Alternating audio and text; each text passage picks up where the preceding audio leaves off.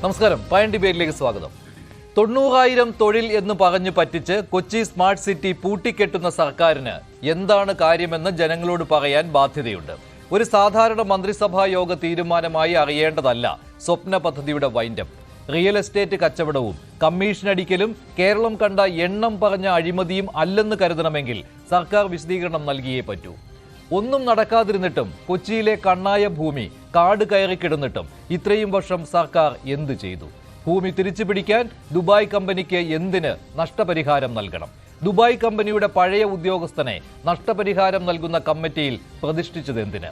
ചോദ്യങ്ങൾ ചോദിക്കുമ്പോൾ ആയിരക്കണക്കിന് IT കമ്പനികൾ ഭൂമിക്കായി കാത്തു നിൽക്കുന്നുവെന്ന വ്യവസായ മന്ത്രിയുടെ മറുപടിയല്ല വേണ്ടത്. പറഞ്ഞു പറ്റിച്ചത് എന്തിന്? എത്ര പണം നഷ്ടമായി? ആർക്കൊക്കെ കൊടുത്തു? എന്തൊക്കെ ചെയ്തു എന്ന കണക്കാണ്. സർക്കാരിന്റെ നേട്ടമായി കൊട്ടിഘോഷിച്ച സ്മാർട്ട് സിറ്റി കൊച്ചി ഒരു സുപ്രഭാതത്തിൽ പൂട്ടിക്കെട്ടുമ്പോൾ സർക്കാർ പറയേണ്ടത് പറയാതിരിക്കുമ്പോൾ പയൻ ഡിബേറ്റ് ചർച്ച ചെയ്യുന്നു. സ്മാർട്ടായി പറ്റിച്ചതോ സർക്കാരും കൂട്ടുകമ്പനി?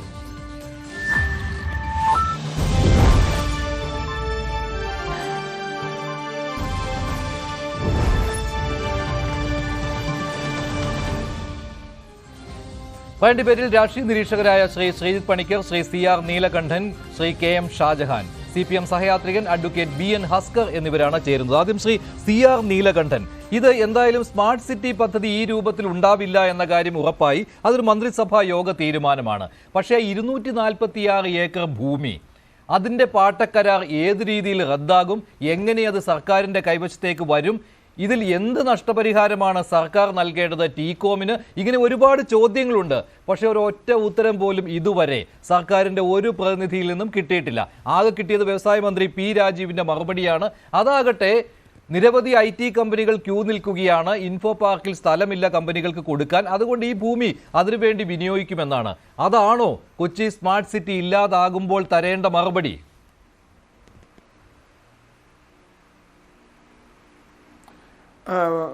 മഞ്ജുഷ, ഒരു കാര്യം, സ്മാർട്ട് സിറ്റി പദ്ധതി ഉമ്മൻചാണ്ടി സർക്കാരിൻ്റെ കാലത്ത് ശ്രീ PK കുഞ്ഞാലിക്കുട്ടി അന്ന് വ്യവസായ മന്ത്രിയാണ്.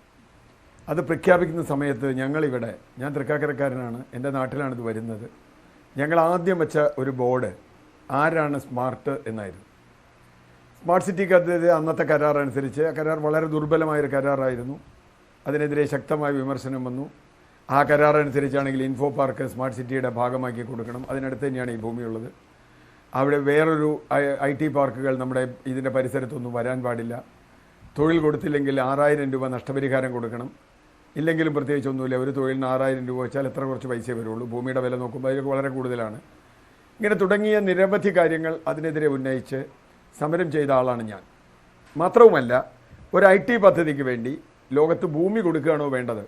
ഇന്ന് നമുക്കറിയാം, കോവിഡിന് ശേഷം വലിയ IT കമ്പനികളുടെ ഇതിനൊക്കെ പകരം എല്ലാവരും വീട്ടിലിരുന്ന് IT ജോലി ചെയ്യുന്ന വർക്ക് ഫ്രം ഹോം എന്ന് പറയുന്നൊരു സ്വഭാവം വന്നിട്ടുണ്ട്. ഇത് അന്ന് തന്നെ ഏതാണ്ട് സാധ്യമാകുന്ന ഒരു കാര്യമായിരുന്നു. കോവിഡ് കാലത്ത് പ്രത്യേകിച്ചൊരു സാങ്കേതിക വിദ്യയൊന്നും ഉണ്ടായതല്ല. അപ്പോൾ ലോകത്തിൻ്റെ നാനാഭാഗത്തിരുന്ന് ഒരു IT കമ്പനിക്ക് വേണ്ടി ജോലി ചെയ്യുന്നു, ബാംഗ്ലൂരിരുന്ന് മൈക്രോസോഫ്റ്റിന് ജോലി ചെയ്യുന്നു, ഒക്കെ നമുക്ക് അറിയാവുന്ന കാര്യമാണ്. അതുകൊണ്ട് വലിയൊരു സംവിധാനം IT കമ്പനിക്ക് ആവശ്യമുണ്ടോ? കുറച്ച് ചെറിയ കെട്ടിടങ്ങൾ, അതുപോലെയുള്ള പ്രാഥമിക സൗകര്യങ്ങൾ പോലെ ഇത്തരം ചോദ്യങ്ങളെന്ന് ചോദിച്ചു. ഒരു പരിധിവരെ ചോദ്യങ്ങൾക്കൊപ്പം നിന്ന ആളാണ് VS അച്യുതാനന്ദൻ. CPM പൂർണ്ണമായും അതിനോട് കൂടെ നിന്നില്ല. പാർട്ടി എന്ന നിലയിൽ CPM ഇൻഫോ പാർക്ക് വിട്ടുകൊടുക്കരുത് എന്ന ഒറ്റ വാശി മാത്രമാണ് CPMനുണ്ടായിരുന്നത്. ഏതായാലും ആ പദ്ധതി വന്നില്ല. 2007 VS അച്യുതാനന്ദൻ സർക്കാർ സ്മാർട്ട് സിറ്റിയെ കരാർ ഒപ്പിട്ടു. ആ കരാർ പൂർണ്ണമായും നമുക്ക് സമ്മതമല്ലെങ്കിലും മേൽപ്പറഞ്ഞ നിരവധി ചോദ്യങ്ങൾക്ക് അതിൽ ഉത്തരമുണ്ടായിരുന്നു. അതിലൊന്നാമത്തെ കാര്യം, 88 ലക്ഷം സ്ക്വയർ ഫീറ്റ് കെട്ടിടം നിർമ്മിക്കണം, അതിൽ 70% IT ഉപയോഗിക്കണം തുടങ്ങിയ നിർബന്ധിത വ്യവസ്ഥകളുണ്ടായിരുന്നു. അത് കൂടാതെ തന്നെ ഏത് കരാറിലും രണ്ട് സ്ഥാപനങ്ങൾ തമ്മിലൊരു കരാർ വയ്ക്കുമ്പോൾ അതിലുള്ള വ്യവസ്ഥകൾ പലതുമുണ്ട്. അതിലേറ്റവും പ്രധാനപ്പെട്ട ഒരു വ്യവസ്ഥ, ഇതിൽ ആരെങ്കിലും ഓരോരുത്തരുടെയും കടമ എന്താണ്, ഓരോരുത്തരും ചെയ്യേണ്ട ജോലികൾ എന്താണ്, ഏത് കടമയാണ് ലംഘിച്ചാൽ എന്താണ് ചെയ്യുക. അപ്പോൾ ഇതിൽ തന്നെ ഏറ്റവും ഞാൻ ഒരുപാട് ചർച്ചാ പത്രങ്ങളൊക്കെ വന്നതാണ് 7.1 എന്ന് പറയുന്ന സെക്ഷൻ പറയുന്നത് കേരള ഗവൺമെൻറ് ചെയ്യേണ്ട കാര്യങ്ങൾ ചെയ്തില്ലെങ്കിൽ എന്ത് ചെയ്യണം, എന്താണ് ടീകോമിനുള്ള റെമഡീസ് എന്ന് പറയുന്നുണ്ട്. ടീകോം എന്താണ് അത് ചെയ്യേണ്ടത്, സ്പെസിഫിക് പെർഫോമൻസും അതുപോലെയുള്ള ആക്റ്റൊക്കെ അനുസരിച്ച്. അതുപോലെ തന്നെ ടീകോം എന്ത് ചെയ്യണം, ടീകോം ചെയ്യേണ്ടത് എന്താണ്, 10 വർഷത്തിനകം ഇത്രയും കെട്ടിടം നിർമ്മിക്കണം, ഇത്രയും തൊഴിൽ കൊടുക്കണം, അതിനുവേണ്ട മറ്റ് സൗകര്യങ്ങൾ ഉണ്ടാക്കണം, ഇതൊക്കെ ടീകോം ചെയ്യണം. ഈ കരാർ ഒപ്പിട്ടത് 2007-ലാണ്. ഇപ്പോൾ 2015-16 ഉമ്മൻചാണ്ടി സർക്കാർ അതിൻ്റെ ഒന്നാം ഘട്ടം 6 ലക്ഷം സ്ക്വയർ ഫീറ്റ് കെട്ടിടമായി എന്ന് പറഞ്ഞ് ഉദ്ഘാടനം ചെയ്യുന്നത്. അത് ബഹിഷ്കരിച്ച ആളുകളാണ് LDF. അതൊരു വശം. രണ്ടാമത്തെ കാര്യം, അന്ന് തന്നെ അതിൽ പണിത കെട്ടിടം അതിനുവേണ്ടിയായിരുന്നു, IT-ക്ക് വേണ്ടിയായിരുന്നു. അതൊരു ഗോപുരം പോലെ ഒരു കെട്ടിടം. IT അവിടെ വന്നത് ഒരു തുണിക്കടയും ഒരു ബോട്ടിക് എന്ന് നമുക്ക് പറയാം, മറ്റേ തയ്യൽ കട എന്ന് പറഞ്ഞുകൂടാ, ഒരു ബാർബർ ഷാപ്പും അങ്ങനെ പറഞ്ഞുകൂടാ, നമുക്കതൊരു എന്താ പറയുക ബ്യൂട്ടി പാർലറും ഒക്കെ ആയിരുന്നു അവിടെ വന്നിരുന്നത്. വേറെ കമ്പനിയൊന്നും വന്നില്ല. ഞാൻ അതിൻ്റെ മുമ്പിൽ കൂടെ തേരാപാരം നടക്കുന്ന ഒരാളാണ്. വേറെ കാര്യമായൊരു കമ്പനി അവിടെ വന്നില്ല. 2016 പിണറായി സർക്കാർ അധികാരമേറ്റു. 2017 ആയപ്പോൾ 10 വർഷം തികഞ്ഞു.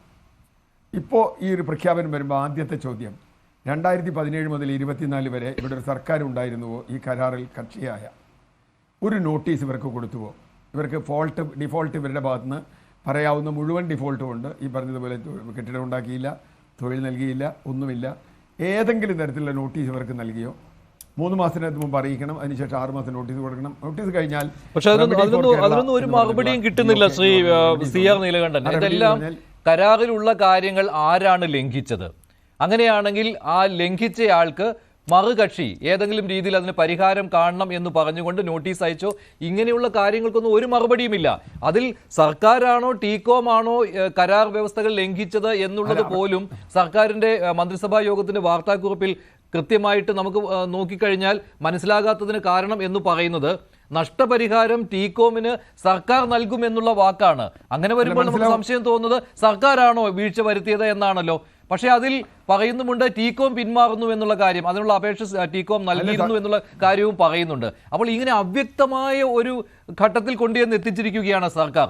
അതായത് ഈ സ്മാർട്ട് സിറ്റി പദ്ധതി എന്ന് പറയുന്നത് വെറും ഒരു തട്ടിപ്പായിരുന്നു എന്ന കാര്യം ജനങ്ങൾക്ക് ഇപ്പോൾ ബോധ്യപ്പെടുകയാണ്. ഒരു വിശദീകരണവും നൽകാതെ സർക്കാർ മറഞ്ഞിരിക്കുകയുമാണ്.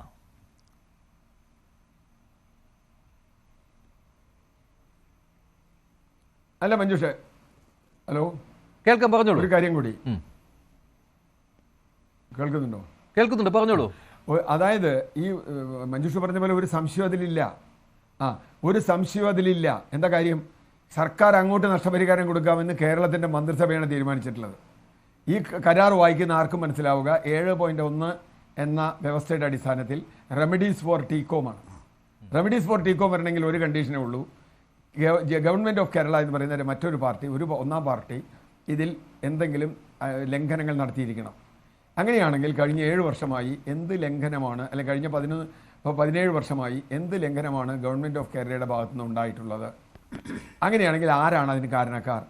ഇത്രയും വലിയ തുക അവർക്ക് കൊടുക്കേണ്ടി വരുമ്പോൾ അപ്പോൾ മഞ്ജുഷ പറയുന്ന മാതിരി എനിക്ക് സംശയമൊന്നുമില്ല.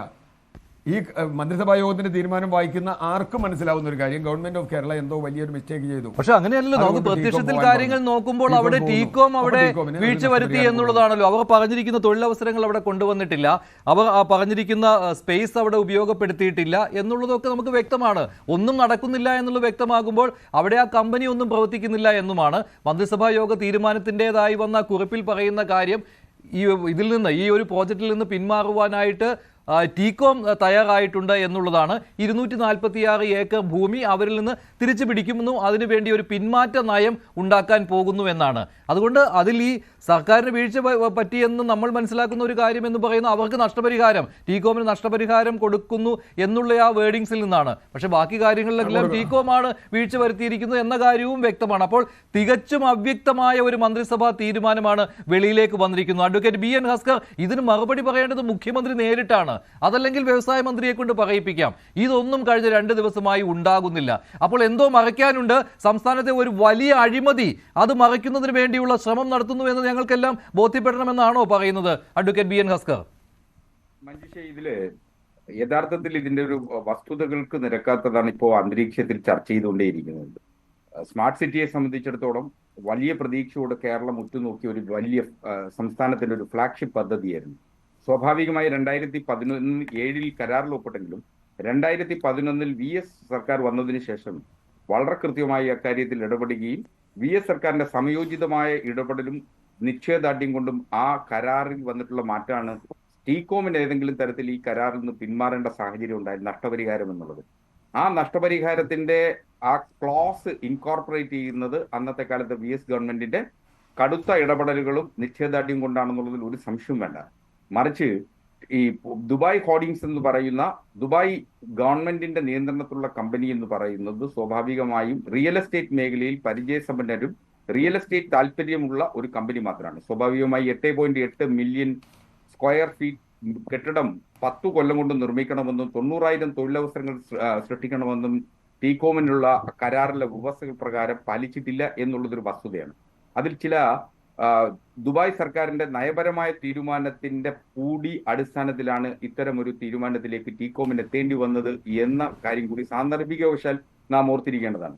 എന്തുകൊണ്ടെന്നാൽ ദുബായ് സർക്കാർ UAE പുറത്ത് ഇൻവെസ്റ്റ് ചെയ്യേണ്ട എന്ന് ദുബായ് ഹോർഡിങ്സിന് കൊടുത്തിട്ടുള്ള നിർദ്ദേശത്തിന്റെ അടിസ്ഥാനത്തിൽ ഇൻവെസ്റ്റ്മെന്റ് നടത്തുന്നതിന് പരാജയം ടീകോമിന് സംഭവിച്ചിട്ടുണ്ട് എന്നുള്ളത് ഒരു വസ്തുതയാണ്. ആ വസ്തുതയെ തുടർന്ന് ടീകോം കഴിഞ്ഞ കുറെ നാളുകളായി അവിടെ നിർമ്മാണ പ്രവൃത്തികളോ മറ്റോ നടത്തിയിട്ടില്ല. സർക്കാർ സമയബന്ധിതമായി ഇടപെട്ടോ ഇല്ലയോ എന്നുള്ളത് മറ്റൊരു ചോദ്യമാണ്. സർക്കാരിന് ഒരുപക്ഷെ ഏതെങ്കിലും തരത്തിൽ ടീകോം നടത്തിയിട്ടുള്ള ഇടപെടലുകളിൽ പരിഭവമോ അതല്ലെങ്കിൽ ഏതെങ്കിലും തരത്തിൽ നിയമപരമായ പരിശോധന നടത്തണം എന്ന സാഹചര്യം ഉണ്ടായിരുന്നു എങ്കിൽ നിശ്ചയമായും അതിനാവശ്യമായിട്ടുള്ള കത്തിടപാടുകൾ സംസ്ഥാന സർക്കാർ നടത്തിയിട്ടുണ്ടാവും. ഇപ്പോൾ വന്നിട്ടുള്ളത് ടീകോമിന് നഷ്ടപരിഹാരം നൽകുന്നു എന്ന അർത്ഥത്തിൽ അതിനെ വ്യാപകമായി തെറ്റിദ്ധരിപ്പിക്കുന്നതിനു വേണ്ടി നടത്തുന്ന പാഴ്വേലകൾ മാത്രമാണ്. ആ കരാറിൽ തന്നെ വളരെ കൃത്യമായിട്ട് വ്യവസ്ഥയുണ്ട്. ഒരു ആർബിട്രേഷൻ ക്ലോസ് വളരെ കൃത്യമായിട്ട് വെച്ചിട്ടുണ്ട്. അതുപോലെ ഒരു ഇൻഡിപെൻഡന്റ് ഇവാലുവേറ്റർ നിശ്ചയിച്ചുകൊണ്ട് ടീകോമിന്റെ ഷെയറിനെ സംബന്ധിച്ച് അവർ നടത്തിയിട്ടുള്ള ഇൻവെസ്റ്റ്മെന്റിനെ സംബന്ധിച്ച് അസസ് ചെയ്യുകയും ആ ഇരുകൂട്ടരും രമ്യമായ ഒരു പ്രശ്നം പരിഹരിക്കണം എന്നുള്ളതിന്റെ ആഗ്രഹത്തിന്റെ പുറത്ത് ഏതൊരു കരാറിലെയും രണ്ട് കക്ഷികൾ തമ്മിൽ ഏതെങ്കിലും തർക്കമുണ്ടായാൽ ആ തർക്കം പരിഹരിക്കുന്നതിന് പുതിയ കാലക്രമത്തിൽ നടത്തി വരുന്ന ഇടപെടലുകളാണ് ഒരു ആർബിട്രേറ്റർ അപ്പോയിന്റ് ചെയ്യുന്നത്. പക്ഷേ ഇതൊന്നുമല്ല ഇപ്പോൾ സർക്കാർ ചെയ്യാൻ പോകുന്നത്. അവിടെ ഒരു തർക്കമുണ്ട്. ഇപ്പോൾ നഷ്ടപരിഹാരത്തിന്റെ കാര്യം ശരി, പക്ഷേ മന്ത്രിസഭാ യോഗ തീരുമാനത്തിൽ നഷ്ടപരിഹാരം എന്ന വാക്ക് തന്നെയാണ് വന്നത്. അത് നഷ്ടപരിഹാരം നിശ്ചയിച്ച് കമ്പനിക്ക് നൽകുന്നതിന് വേണ്ടി ആണ് ആ സമിതിയെ നിയോഗിച്ചിട്ടുള്ളൂ. പക്ഷേ ഇപ്പോൾ കുറച്ച് മുൻപ് പി രാജീവ് വ്യവസായ മന്ത്രി പറഞ്ഞത് ഈ കാര്യമാണ്. അദ്ദേഹം പറഞ്ഞത് ഇങ്ങനെയാണ്: സംസ്ഥാന താല്പര്യം സംരക്ഷിക്കും. അതെല്ലാവർക്കും അറിയാമല്ലോ, അങ്ങനെയല്ലേ ചെയ്യാൻ പറ്റുകയുള്ളൂ. കമ്പനി നഷ്ടപരിഹാരത്തിന് വ്യവസ്ഥയില്ല. അതായത് കമ്പനിയിൽ നിന്ന് നഷ്ടപരിഹാരം ഈടാക്കാൻ വ്യവസ്ഥയില്ല. ആർബിട്രേഷൻ നടപടികളുമായി പോയാൽ ഭൂമി ഉപയോഗിക്കാൻ കഴിയാതെ കിടക്കും. ടീകോമിൽ നിന്ന് തിരിച്ചെടുക്കുന്ന ഭൂമി സ്വകാര്യ വ്യക്തികൾക്ക് കൈമാറില്ല. പിന്നെ ടീകോമിലെ ഉദ്യോഗസ്ഥനായിരുന്ന ബാജു ജോർജിനെ ഈ നഷ്ടപരിഹാരം നിശ്ചയിച്ച് നൽകുവാനുള്ള ആ സമിതിയിൽ വെച്ചതിനെ കുറിച്ചുള്ള മറുപടി അദ്ദേഹത്തിൻ്റെത്. ബാജു ജോർജ് കരാറിൽ ഒപ്പിട്ടിട്ടില്ല. അതാണ് അദ്ദേഹം പറയുന്ന വിശദീകരണം. വിഷയം അറിയാവുന്ന ഒരാൾ എന്ന നിലയിൽ ഉൾപ്പെടുത്തിയതാണ്. ഇതാണ് പി രാജീവിന്റെ പ്രതികരണം. നിയമോപദേശം അനുസരിച്ചാണ് സർക്കാർ നീങ്ങുന്നത്. സംസ്ഥാന താല്പര്യം സംരക്ഷിക്കുന്ന നിലപാടാണ് ഇത്. കരാറിനകത്തു നിന്നുകൊണ്ട് തന്നെ സാമ്പത്തിക നഷ്ടം വരാതെ മുന്നോട്ട് പോകാനാണ് സർക്കാർ തീരുമാനിക്കുന്നത്. വേഗത്തിൽ ഭൂമി കൈമാറ്റം നടക്കാനാണ് ഇത്തരം ഒരു നീക്കം. സംസ്ഥാനത്തിന്റെ താല്പര്യത്തിന് വിരുദ്ധമായി ഇക്കാര്യത്തിൽ ഒരു നടപടിയും ഉണ്ടാകില്ല. മറ്റ് നിയമ സങ്കീർണത ഒഴിവാക്കാനാണ് ഇത്തരം ഒരു വഴി സ്വീകരിക്കുന്നത്. ഇതാണ് വ്യവസായ മന്ത്രിയുടെ ഏറ്റവും ഒടുവിലത്തെ പ്രതികരണം. ഇതെന്ത് പ്രതികരണമാണ്? അതായത് സർക്കാരിന് വീഴ്ച വന്നിട്ടില്ലെങ്കിൽ പിന്നെ സർക്കാർ എന്തിനാണ് പേടിക്കുന്നത്? ഇത്രമാത്രം എന്തിനാണ് വഴങ്ങാൻ നിൽക്കുന്നത് ആ കമ്പനിയുമായിട്ട്? ഇവിടെ 2007 ഒപ്പിട്ട കരാറാണ്. 2024 പോട്ടെ, 2011 മുതലുള്ള കാലയളവ് നോക്കിയാൽ മതി. 2024 അവിടെ ഒന്നും സംഭവിച്ചിട്ടില്ല. 90,000 തൊഴിലവസരങ്ങൾ എന്ന് പറഞ്ഞ സ്ഥലത്ത് 3,000 തൊഴിലവസരങ്ങൾ പോലും കൊടുക്കുവാൻ കഴിഞ്ഞിട്ടില്ല. ഇങ്ങനെ ഒരു കരാർ സംസ്ഥാനത്തെ താല്പര്യം സംരക്ഷിക്കുന്നതിന് വേണ്ടിയുള്ളതായിരുന്നില്ല. അവിടെ വീഴ്ച വന്നിട്ടുണ്ട്. അതിന് ഈ രീതിയിലുള്ള മറുപടി പറഞ്ഞ് ഇനിയും ജനങ്ങളെ പറ്റിക്കുക എന്നതാണോ ലക്ഷ്യം? ഒന്നാമത് സ്മാർട്ട് സിറ്റി പദ്ധതി തന്നെ ഒരു വൻ തട്ടിപ്പാണെന്ന് തെളിഞ്ഞിരിക്കുകയാണ്. എന്നിട്ട് ഇങ്ങനെ ഒഴുക്കൻ മറുപടിയാണോ മന്ത്രി നൽകേണ്ടത്? അഡ്വക്കേറ്റ് BN ഹസ്കർ, ഭൂമി ഇപ്പോഴും ടീകോമിന്റെ കയ്യിലാണ് പാട്ടക്കരാർ അനുസരിച്ച്. അങ്ങനെയല്ല, ഭൂമി ഇപ്പോഴും ടീകോമിന്റെ കയ്യിലാണെങ്കിലും ടീകോം നൽകിയിട്ടുള്ള ഒരു കത്തിന്റെ അടിസ്ഥാനത്തിലാണ് ഇത്തരം ചർച്ചകൾക്ക് തുടക്കം വരുന്നത്. ടീകോം നൽകിയിട്ടുള്ള കത്ത് തങ്ങൾക്ക് തുടർന്ന് ഈ സ്ഥാപനം നടത്തിക്കൊണ്ടു പോകുന്നതിന് കഴിയില്ല, ഈ പ്രൊജക്റ്റുമായി മുന്നോട്ട് പോകാനാവില്ല എന്ന ടീകോമിന്റെ കത്തുകളുടെ അടിസ്ഥാനത്തിലാണ് മന്ത്രിസഭാ യോഗം ഇക്കാര്യത്തിൽ ഒരു ചീഫ് സെക്രട്ടറി അധ്യക്ഷയായിട്ടുള്ള ഒരു ഉന്നത സമിതിയെ ഉപയോഗിച്ചുകൊണ്ട് എങ്ങനെ ഈ പ്രശ്നം രമ്യമായി പരിഹരിക്കാനാകും എന്നുള്ളത്. ഇവിടെ സമവായത്തിന്റെ സാധ്യതകളാണ് ആരായുന്നത്. നിയമത്തിന്റെ നൂലാവഴികളിലൂടെ പോയാൽ നിശ്ചയമായും 246 ഏക്കർ ഭൂമിയും സ്മാർട്ട് സിറ്റിയും ഒരു പ്രേത നഗരമായി വർഷങ്ങളോളം കാടുപിടിച്ചു കിടക്കും എന്നുള്ള. ആരാണ് ഉത്തരവാദി? അതിന് ഇവിടുത്തെ ജനങ്ങളാണോ അതിന് ഉത്തരവാദി? ആ ഭൂമി വിട്ടുകൊടുത്ത ആളുകളാണോ അതിന് ഉത്തരവാദി? ഒന്നുമല്ലല്ലോ. ഇവിടെ സംസ്ഥാന സർക്കാരാണ് അതിന് ഉത്തരവാദി. ഇത്രയും വർഷം സർക്കാരിന് അറിയാൻ പാടില്ലായിരുന്നോ അവിടെ ഭൂമി വെറുതെ കിടക്കുകയായിരുന്നുവെന്ന്? 246 ഏക്കർ എന്ന് പറയുമ്പോൾ സ്വാഭാവികമായി സംസ്ഥാന സർക്കാരിന്റെ വികസന സ്വപ്നങ്ങൾക്ക് ചിറകു വിരിക്കാനാവുന്ന ഏറ്റവും കണ്ണായ ഭൂമി ആയി അത് തരം മാറ്റാൻ കഴിയും. ഇൻഫോ പാർക്ക് അടക്കമുള്ള അത്ര എളുപ്പമുള്ള കാര്യമല്ല. ഒരു പദ്ധതിക്ക് വേണ്ടി ഏറ്റെടുത്ത ഭൂമി ഇനി എന്തിനു വേണ്ടിയാണെങ്കിൽ പോലും അതിനുള്ള നോട്ടിഫിക്കേഷന്റെ കാര്യങ്ങൾ ബാക്കി കിടക്കുകയാണ്. അതുമാത്രമല്ല, ആദ്യമായിട്ട് ടീകോമിൽ നിന്ന് ആ ഭൂമി തിരിച്ചെടുക്കണമല്ലോ. അതിന് ഭീമമായ തുക ടീകോമിന് നൽകുവാനുള്ള ഒരു നീക്കമാണോ നടക്കുന്നത് എന്ന് പോലും സംശയിക്കേണ്ടിയിരിക്കുന്നു. പി രാജീവിന്റെ മറുപടിയിൽ അതൊന്നുമില്ല. എങ്ങനെയാണ് ഈ ഭൂമി കൈമാറ്റം നടക്കാൻ പോകുന്നത് എന്നതിനെ കുറിച്ച് ഒരു വ്യക്തതയും സംസ്ഥാന സർക്കാർ വരുത്തിയിട്ടില്ല. സ്വപ്ന പദ്ധതിയാണെങ്കിൽ അതിന്റെ ഓരോ സമയത്തെയും നേട്ടങ്ങൾ എടുത്തു പറഞ്ഞിട്ടുണ്ടെങ്കിൽ ഈ കോട്ടവും എടുത്തു പറയണം. അത് ജനങ്ങൾക്ക് ബോധ്യമാകുന്ന രീതിയിൽ വിശദീകരിക്കണം. കാരണം ഇത് സ്വപ്ന പദ്ധതിയായിരുന്നുവല്ലോ. ആ സ്വപ്നം തകർന്ന് മണ്ണടിയുന്ന സമയത്തും ജനങ്ങൾക്ക് അത് ബോധ്യപ്പെടണം. അഡ്വക്കേറ്റ് ബി എൻ ഭാസ്കർ, അല്ലാതെ വെറുതെ ഒഴുക്കൻ മട്ടിൽ പറഞ്ഞാൽ പോരാ. മുഖ്യമന്ത്രി 2 ദിവസമായി മൗനവ്രതത്തിലാണല്ലോ. മഞ്ജുഷ്, ഇക്കാര്യത്തിൽ വളരെ കൃത്യമായി മുഖ്യമന്ത്രി അടക്കം പറയുമെന്ന് തന്നെയാണ് ഞാൻ കരുതുന്നത്. മുഖ്യമന്ത്രിക്ക് അങ്ങനെ മാറി നിന്നുകൊണ്ട് ഈ കാര്യത്തെ സമീപിക്കാനാവില്ല. വളരെ കൃത്യ ഇക്കാര്യത്തിൽ ഒരു ഉത്തരവുണ്ടാവും. ഒരു സംശയമുണ്ട്. ഇവിടെ നിങ്ങൾ ആഗ്രഹിക്കുന്നത് പോലെ അതൊരു പ്രേതനഗരമായി മാറേണ്ട എന്നുള്ള പ്രേതനഗരം എന്നുള്ള വാക്കിന് ഉപയോഗിക്കരുത്. കാക്കനാട്ടെ കണ്ണായ ഭൂമി ഈ രീതിയിൽ കാട് പിടിച്ച് കിടക്കുകയാണെങ്കിൽ അതിന് ഉത്തരവാദി സംസ്ഥാന സർക്കാരാണ്. ഒരു ഫോളോ അപ്പ് നടത്താൻ പറ്റാത്ത സംസ്ഥാന സർക്കാർ എന്തിനാണ് ഒരു വ്യവസായ മന്ത്രി കേരളത്തിൽ? മുഖ്യമന്ത്രി ആയിരുന്നുവല്ലോ ചെയർമാൻ ആയിട്ട് നിൽക്കുന്നത് സ്പെഷ്യൽ സ്പെഷ്യൽ പർപ്പസ് വെഹിക്കിളിന്റെ. എന്നിട്ട് എന്തുകൊണ്ട് ഒരു ഫോളോ അപ്പ് നടത്തിയില്ല? SPVയെ സംബന്ധിച്ചിടത്തോളം വളരെ ഫോളോ അപ്പ് ഇക്കാര്യത്തിൽ നടന്നുകൊണ്ടേയിരുന്നു. സംസ്ഥാന സർക്കാരും ദുബായ് സർക്കാരും ടീകോമുമായി പല ഘട്ടങ്ങളിൽ ഇക്കാര്യത്തിൽ ചർച്ചകൾ നടത്തിയിട്ടുണ്ട്. അതൊക്കെ മിനിറ്റ്സുകൾ ഉള്ളതാണ്. ആ മിനിറ്റ്സുകളുടെ കൂടി അടിസ്ഥാനത്തിലാണ് ഇക്കാര്യം പറയാൻ പറ്റുക. മാത്രമല്ല, ഇപ്പോ ടീകോം സ്വമേധയാ പിന്മാറുമ്പോൾ സ്വാഭാവികമായും അവരുടെ 84% ഷെയർ ഉണ്ട് ഇതില് സ്പെഷ്യൽ SPVയില്. അപ്പൊ സ്വാഭാവികമായി ആ 84% ഷെയറിനെ സംബന്ധിച്ച് അതിന്റെ കണക്കെടുപ്പ് നടന്നിട്ട് ഇൻഡിപെൻഡന്റ് ഇവാലുവേറ്റർ നിശ്ചയിക്കേണ്ടതുണ്ട്.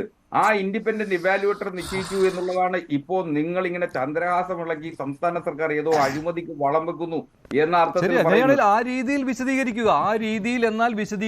ഇത് ജനങ്ങൾക്ക് അറിയാൻ ബാധ്യതയുണ്ട്. അഡ്വക്കേറ്റ് ബി എൻ ഭാസ്കർ, അതിൽ യാതൊരു സംശയവുമില്ല. കാരണം ഇത് ഫ്ലാഗ്ഷിപ്പ് പ്രോജക്റ്റ് ആയിരുന്നു സംസ്ഥാന സർക്കാരിന്റെ.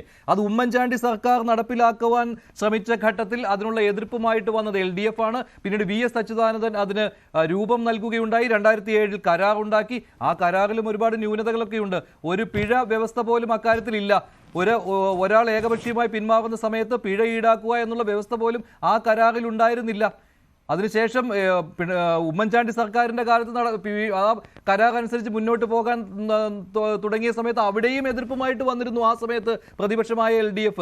2016 പിണറായി സർക്കാർ അധികാരത്തിൽ എത്തിയതിനു ശേഷം ഈ പദ്ധതി എത്രയായി 8 വർഷമായി കാട് പിടിച്ചു കിടക്കുന്നുവെന്ന് നിങ്ങൾ തന്നെ സമ്മതിക്കുകയാണ്. അവിടെ ഒരു ഫോളോ അപ്പ് ഉണ്ടായില്ല. എന്നിട്ട് ഈ കോവിഡ് സമയത്ത് ഇത് തടസ്സപ്പെട്ടു. അതുകൊണ്ട് ആ ഒരു ആനുകൂല്യം കമ്പനിക്ക് നൽകുകയും ചെയ്തു. അങ്ങനെയാണല്ലോ 2020 നിന്ന് പിന്നെയും മുന്നോട്ട് പോയത്. 4 വർഷം കഴിഞ്ഞ് 2024 എത്തി നിൽക്കുന്നത്. ശ്രീ KM ഷാജഹാൻ, ഹസ്കറിന്റെ ഈ ഒരു പ്രതികരണമുണ്ടല്ലോ, ഈ ഒരു വിശദീകരണം, അത് എത്രമാത്രം തൃപ്തികരമാണ്? പിന്നെ രാജീവ് ഇന്ന് പറഞ്ഞിട്ടുള്ള ഈ കാര്യം, അതാണ് രാജീവ് മാത്രമാണ് ഇക്കാര്യത്തിൽ പ്രതികരിച്ചിട്ടുള്ളത്. ഇല്ല, ഈ മഞ്ജുഷേ, എന്ത് വൃത്തികേട് നടന്നാലും എന്ത് തോന്നിയാസം നടന്നാലും അതിനെ വന്ന് ഉളുപ്പില്ലാതെ ഇങ്ങനെ ന്യായീകരിക്കുന്ന ചില ആളുകളുണ്ട്. അവരെ നമ്മൾ സഹിച്ചേ നമുക്ക് മുന്നോട്ട് പോകാൻ പറ്റുള്ളൂ. ഇവിടെ എന്താ സ്ഥിതി? ഇവിടെ 2007 പോട്ടെ, 2011 ഉണ്ടായിട്ടുള്ളൊരു എഗ്രിമെൻ്റ്, ആ ഒരു എഗ്രിമെൻറ്റിൽ പറഞ്ഞ 10 വർഷത്തിന് ശേഷം 90,000 തൊഴിലെന്ന് പറയുന്നതും 88 ലക്ഷം സ്ക്വയർ ഫീറ്റ് എന്ന് പറയുന്നതും 2011 ശേഷം 13 വർഷമായി നടപ്പിലാക്കാത്ത ഒരു സംവിധാനത്തിന് ആലോചിച്ച് നോക്കണം. 246 ഏക്കർ ഭൂമി 2011 മുതൽ കാട് പിടിച്ച് കിടക്കുകയാണ്. അവിടെ ഇത്ര തൊഴിലവസരം ഉണ്ടാക്കാം, ഇത്ര സ്ക്വയർ ഫീറ്റ് കെട്ടിടം നിർമ്മിക്കാം എന്ന് പറഞ്ഞ് കരാർ എഴുതി ഒരു സംസ്ഥാന സർക്കാരിന് ഒപ്പിട്ട് കൊടുത്ത ഒരു സംവിധാനം 2011 ശേഷം 13 വർഷം കഴിയുമ്പോൾ ഉളുപ്പില്ലാതെ അല്ലെങ്കിൽ ലജ്ജയില്ലാതെ അതിൽ നിന്ന് വാലും ചുരുട്ടി മാറുമ്പോൾ ആ മാറുന്ന സംവിധാനത്തോട് കണക്ക് പറഞ്ഞ് തരാനുള്ളത് അച്യുതാനന്ദൻ ഉണ്ടായത് പറയായിരുന്നു, വെയ്യടോ മേശപ്പുറത്തെന്ന് പറയുമായിരുന്നു. അങ്ങനെ പറയുന്നതിന് പകരം പക്ഷെ അച്യുതാനന്ദന്റെ ഗവൺമെന്റ് അതിലൊരു വ്യവസ്ഥയിൽ അല്ല, അത്ര ക്ലാരിറ്റി ഇല്ലായിരുന്നു കേട്ടോ. അതെ, അതിനകത്ത് ക്ലാരിറ്റി കുറവുണ്ട്. അതിനെക്കുറിച്ചിട്ട് എനിക്ക് പറയാനുണ്ട്, അത് ഞാൻ പറയാം. അപ്പോൾ ഈ കരാർ ലംഘനം നടത്തി ഇതിൽ നിന്ന് ഏകപക്ഷീയമായി പിൻവലിയുന്ന സംവിധാനത്തോട് കണക്കു പറഞ്ഞ് അവരിൽ നിന്ന് ഇത് ഇങ്ങോട്ട് മേടിക്കുന്നതിന് പകരം ഒരുപക്ഷെ ലോക ചരിത്രത്തിൽ പോലും ഉണ്ടാകാത്ത തരത്തിൽ ഒരു കരാറിൽ നിന്ന് 13 വർഷം ഒരു പുല്ലും ചെയ്യാതെ 13 വർഷത്തിന് ശേഷം പിന്മാറുന്ന ആ കരാർ ലംഘകർക്ക് എൻ്റെയും മഞ്ജുഷിൻ്റെയും ഈ ഹസ്കറിൻ്റെയും ഉൾപ്പെടെ നികുതി പണത്തിൽ നിന്ന് നഷ്ടപരിഹാരം കൊടുക്കണം എന്ന് പറയുന്നവന്മാരെ എന്താണ് നമ്മൾ ചെയ്യേണ്ടത് എന്ന് പറയുമ്പോൾ ആ ലജ്ജയില്ലാത്ത ഉളുപ്പില്ലാത്ത പണി ചെയ്യുന്നത് വന്നിട്ട് അത്രയും പോലും ഉളുപ്പില്ലാതെ ന്യായീകരിക്കുന്നവരെ എന്ത് ചെയ്യും എന്നാണ് എനിക്ക് പറയാനുള്ളത്.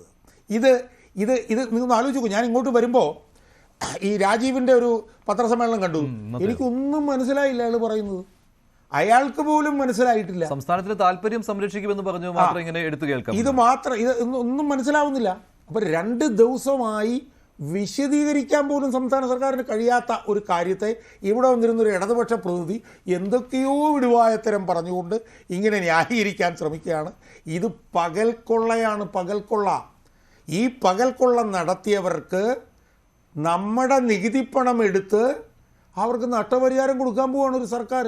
എന്തൊരു അസംബന്ധമാണ് ഇതെന്ന് ആലോചിച്ച് നോക്ക്. ശരി, ഞാൻ ഒന്ന് ഇടപെടുകയാണ്. ശ്രീ ശ്രീജിത് പണിക്കർ, ഹസ്കർ പറഞ്ഞ കാര്യം അതിൽ 722 ബി ക്ലോസ് എന്നുള്ളതാണ് എൻ്റെ ഓർമ്മയിൽ നിന്ന് പറയുകയാണ്. അപ്പോൾ അതനുസരിച്ച് ഈ 84% ഓഹരി, അതായത് ടീകോമിൻ്റെ സ്മാർട്ട് സിറ്റിയിലുള്ള ഓഹരി, അത് ഈ ടീകോം ഏകപക്ഷീയമായി അവസാനിച്ച് പോവുകയാണെങ്കിൽ അത് ഏറ്റെടുക്കുവാൻ സംസ്ഥാന സർക്കാരിന് കഴിയുമല്ലോ. അതിനുള്ള പണത്തിന്റെ കാര്യമാണ് ഈ നഷ്ടപരിഹാരം എന്ന് ഉദ്ദേശിക്കുന്നതെന്ന്. പക്ഷെ എനിക്കങ്ങനെ തോന്നുന്നില്ല. അതിന് നഷ്ടപരിഹാരം എന്നുള്ള പേരിട്ട് വിളിക്കേണ്ട ആവശ്യമില്ലല്ലോ. അത് നഷ്ടപരിഹാരമല്ല, അങ്ങനെ കൊടുക്കേണ്ട ബാധ്യതയും സംസ്ഥാന സർക്കാരിനില്ല കമ്പനി ഏകപക്ഷീയമായി പിന്മാറുകയാണെങ്കിൽ. ഇതോ ഇത്തരത്തിലുള്ള വിശദീകരണങ്ങളിലേക്കൊക്കെ പോവുക എന്ന് പറയുമ്പോൾ ഇത് തികച്ചും അവ്യക്തമായിട്ട് സർക്കാരിൽ നിന്ന് അഭിപ്രായ പ്രകടനങ്ങൾ വരുന്നത് കൊണ്ടല്ലേ. പി രാജീവ് പറഞ്ഞതിൽ ഒന്നും അടങ്ങിയിട്ടില്ല, ഒന്നും മനസ്സിലാകാത്തതാണ്. അതുപോലെ തന്നെ മന്ത്രിസഭാ യോഗത്തിന്റെ വാർത്താക്കുറിപ്പിലും ഇക്കാര്യത്തിലൊരു വ്യക്തതയുമില്ല.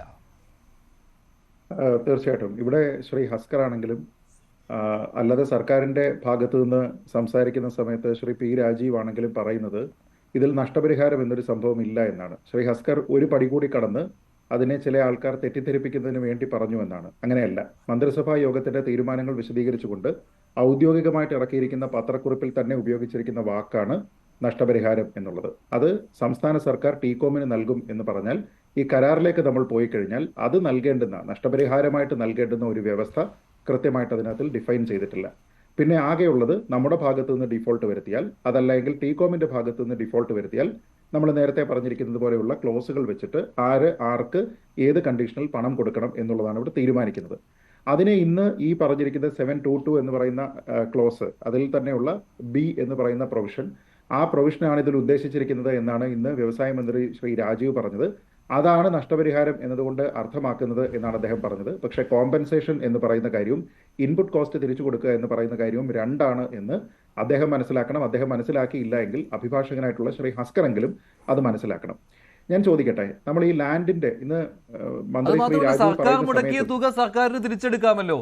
അക്കാര്യവും അതിൽ സി ക്ലോസ് ആയിട്ട് ഉൾപ്പെടുത്തിയിട്ടുണ്ടല്ലോ. അവിടെ ടീകോമാണ് പിന്മാറുന്നതെങ്കിൽ അതും ഇന്ന് മന്ത്രി രാജീവ് പറയുന്നുണ്ട്. നമ്മുടെ ഓപ്ഷൻ എന്ന് പറഞ്ഞാൽ നമ്മളുടെ കോസ്റ്റ്, നമ്മുടെ ഇൻവെസ്റ്റ്മെന്റ് എന്നത് തിരിച്ചു പിടിക്കുകയും ഒപ്പം അവരുടെ ഈ ഷെയർ നമ്മൾ എടുക്കുകയും ചെയ്യുക, അതാണ് ഇവിടെ നഷ്ടപരിഹാരം എന്നതുകൊണ്ട് ഉദ്ദേശിക്കുന്നതെന്നാണ് അദ്ദേഹം പറയുന്നത്. പക്ഷേ ഇതിൽ വളരെ പ്രസക്തമായിട്ടുള്ള ഒരു കാര്യമുണ്ട്. സർക്കാർ ചെയ്തിരിക്കുന്ന എന്തോ മഹാകാര്യമാണ് എന്ന് സ്ഥാപിക്കാനായിട്ട് മന്ത്രി ശ്രീ രാജീവ് തന്നെ പറയുന്നത് ആ ലാൻഡ് 246 ഏക്കർ എന്ന് പറയുന്ന ലാൻഡിന് ഫിക്സ്ഡ് ആയിട്ടുള്ള ഒരു റേറ്റ് ആണ് പറയുന്നത്. 91 കോടി രൂപ എന്ന് ഫിക്സ്ഡ് ആയിട്ടാണ് പറയുന്നത്.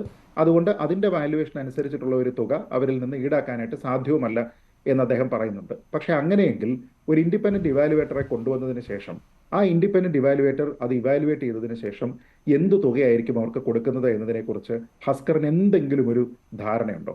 ഞാൻ പറയുന്നത് ഒരു സ്പെഷ്യൽ പർപ്പസ് വെഹിക്കിൾ ഉണ്ടാക്കിയിട്ടുണ്ട്. ഇതിൽ 16% നിക്ഷേപം സംസ്ഥാനത്തിൻ്റെതാണ്. വലിയ നിക്ഷേപം എന്ന് പറയുന്നത് ടീകോമിൻ്റെതാണ് 84%. അപ്പം നമ്മളിവിടെ പോകുന്നത് ABC എന്നുള്ള 3 ക്ലോസുകളിൽ ബിയും സിയുമാണ്. സിയിലാണ് പറയുന്നത് നമ്മുടെ ഇൻവെസ്റ്റ്മെന്റും കോസ്റ്റും നമ്മൾ റിക്കവർ ചെയ്യും, അത് ചെറിയ തുകയായിരിക്കാം. പക്ഷേ അതിനോടൊപ്പം തന്നെ ബി ക്ലോസിൽ പറയുന്നതനുസരിച്ച് ഈ മെജോറിറ്റി ആയിട്ടുള്ള 84% ഷെയർ നമ്മൾ അക്വയർ ചെയ്യാൻ പോവുകയാണ്. അപ്പോൾ ആ 84% ഷെയർ എന്ന് പറയുന്നത് ഒരു ഇൻഡിപെൻഡന്റ് ഇവാലുവേറ്റർ എങ്ങനെയായിരിക്കും കാൽക്കുലേറ്റ് ചെയ്യുക? ഭൂമിയുടെ വില പൊക്കോട്ടെ, ഭൂമിയുടെ വില നമ്മൾ പരിഗണിക്കുന്നില്ല. പക്ഷെ അല്ലാതെ എന്താ നോക്കുക, കൊച്ചിയിൽ IT-ക്ക് ഏറ്റവും അനുയോജ്യമായിട്ടുള്ള കണ്ണായ സ്ഥലത്ത് 88 ലക്ഷം സ്ക്വയർ ഫീറ്റ് ബിൽട്ടപ്പ് സ്പേസ് IT-ക്ക് വേണ്ടി, അതിൽ ITESന് സ്പെസിഫിക് ആയിട്ട് 62 ലക്ഷം സ്ക്വയർ ഫീറ്റ് സ്ഥലം വിഭാവനം ചെയ്തിരിക്കുന്ന, ഏതാണ്ട് 1 ലക്ഷത്തിനടുത്ത് തൊഴിലവസരങ്ങൾ നൽകുന്ന 246 ഏക്കർ സ്ഥലത്ത്, കണ്ണായ സ്ഥലത്ത് പ്രവർത്തിക്കുന്ന ഒരു സ്ഥാപനത്തിന്റെ 84% ഷെയർ വാങ്ങാൻ പോവാം. ഊഹിക്കാൻ പറ്റുമോ അത് എത്രയായിരിക്കും ആ കോസ്റ്റ് എന്ന്? അപ്പോൾ ചുരുക്കി പറഞ്ഞു കഴിഞ്ഞാൽ ഇവിടെ 2007 വന്ന് 2011 പണി തുടങ്ങി, പണി 10% പോലും പൂർത്തിയാക്കാതെ ഇത്രയും കാലം വൈകിപ്പിച്ചതിന് ശേഷം 2024 മടങ്ങുമ്പോൾ അവർക്ക് സ്വപ്നം കാണാൻ കഴിയാത്ത രീതിയിലത്തേക്കുള്ള ഒരു തുകയും പോക്കറ്റിലിട്ടുകൊണ്ട് പോകാൻ പറ്റുന്ന രീതിയിലത്തേക്കുള്ള ഒരു സാഹചര്യമാണ്. അപ്പോൾ അതിനുള്ള പണം ഇവിടെ സംസ്ഥാന സർക്കാരിന് ഇവിടെ നിന്നാണ്. ഇതുവരെ ഖജനാവിന് നഷ്ടം വരുത്തി വെച്ചിരിക്കുന്ന ആ ഖജനാവിൽ നിന്ന് തന്നെ വീണ്ടും എടുത്ത് കൊടുക്കുന്നു. ഞാൻ ചോദിക്കുന്നത്, ഇതിലെ എ എന്ന് പറഞ്ഞിട്ടുള്ള ഒരു ക്ലോസ് ഉണ്ടല്ലോ, ആ ക്ലോസ് വേണമെങ്കിൽ എക്സിക്യൂട്ട് ചെയ്യാമല്ലോ. അതിൽ പറഞ്ഞിരിക്കുന്നത് എന്താ? നഷ്ടപരിഹാരം പറഞ്ഞിട്ടില്ലെങ്കിലും ടു അബാൻഡൻ ദ പ്രോജക്റ്റ്, അതായത് ഈ സ്മാർട്ട് സിറ്റി പദ്ധതി നമ്മൾ ഉപേക്ഷിക്കുന്ന സമയത്ത് പിന്നെ ഈ സ്ഥലം അതിനു വേണ്ടിയിട്ടാണ് നമ്മൾ കണ്ടെത്തിയത്. പദ്ധതി ഉപേക്ഷിക്കുന്നു എന്ന് പറയുന്ന സമയത്ത് സ്ഥലത്തിന്റെ ലീസ് ഉൾപ്പെടെയുള്ള കാര്യങ്ങൾ ആ അബാൻഡൻമെന്റിൽ ഉൾപ്പെടും. And the development of smart city, അതായത് പദ്ധതി ഉപേക്ഷിക്കുക എന്ന് പറയുമ്പോൾ സ്മാർട്ട് സിറ്റി ഇനി ഫർദർ ആയിട്ട് നമ്മൾ ഡെവലപ്പ് ചെയ്യാനും പോകുന്നില്ല. In which case the TCOM shall acquire the entire shareholding of Government of Kerala in the SPV at a consideration as fixed by an independent evaluator. അതായത് ഈ പദ്ധതി ഉപേക്ഷിക്കുന്നു, സ്മാർട്ട് സിറ്റി ഇനി ഡെവലപ്പ് ചെയ്യുന്നില്ല, അപ്പോൾ അതുമായി ബന്ധപ്പെട്ട എല്ലാ കരാറുകളും ഇവിടെ റദ്ദാക്കപ്പെടുന്നു.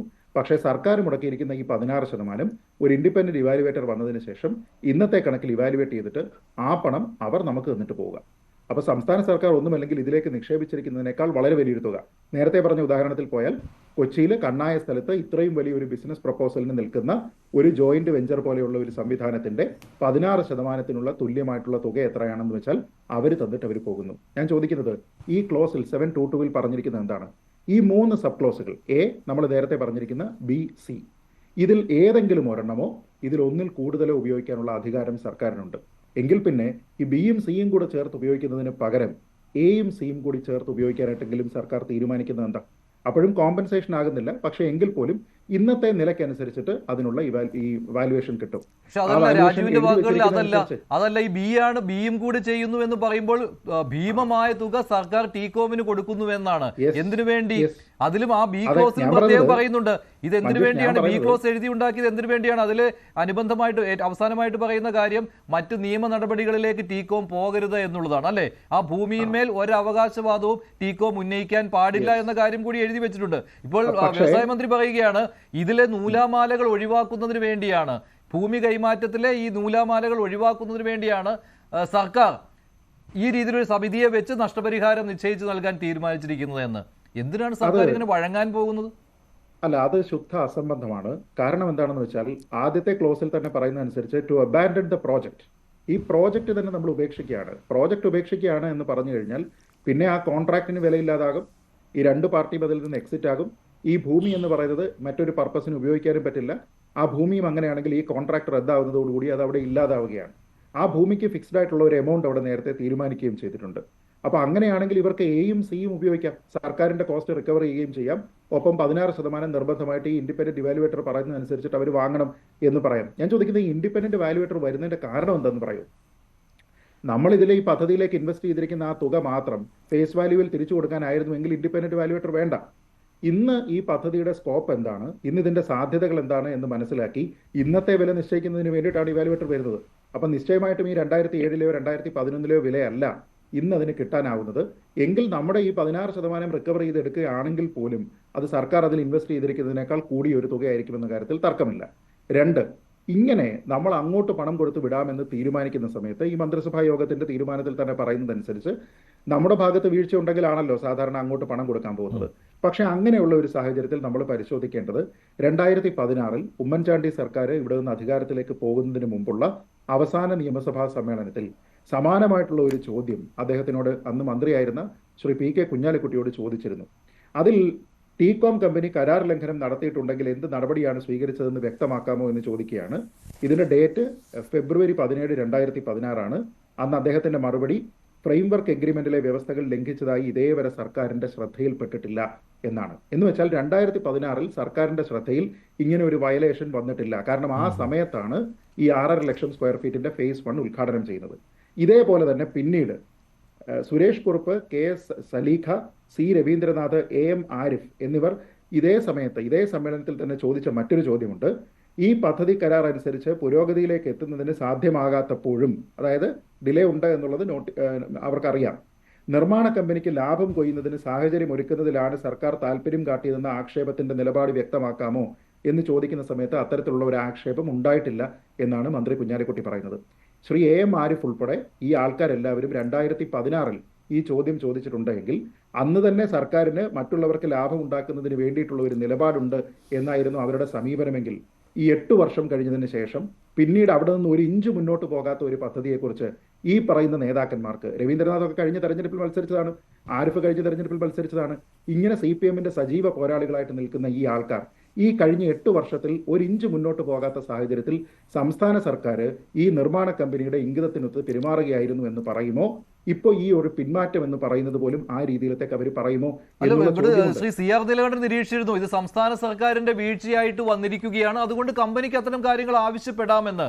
അതാണല്ലോ ഇപ്പോൾ മന്ത്രിയും പറയുന്ന ഒരു സമവായത്തിന്റെ ടേബിളിലേക്കാണ് പോയിരിക്കുന്നത് എന്ന്. അപ്പോൾ നമ്മളൊക്കെ എന്ത് മനസ്സിലാക്കണം? സർക്കാരിനും വീഴ്ച പറ്റിയിട്ടുണ്ട് ഇക്കാര്യത്തിൽ എന്നാണല്ലോ. അത് സമ്മതിക്കുന്ന പോലെ ആയില്ലേ? സർക്കാർ പേടിക്കുന്നു ഈ ഭൂമി അത് ടീകോമിന്റെ കയ്യിലായി പോകും, അല്ലെങ്കിൽ അത് നിയമ നടപടികളിലേക്ക് പോകും, അത് വെറുതെ അവിടെ കിടന്നു പോകും എന്നാണ്, മറ്റൊരാവശ്യത്തിന് ഉപയോഗിക്കാൻ പറ്റില്ല എന്നാണ്.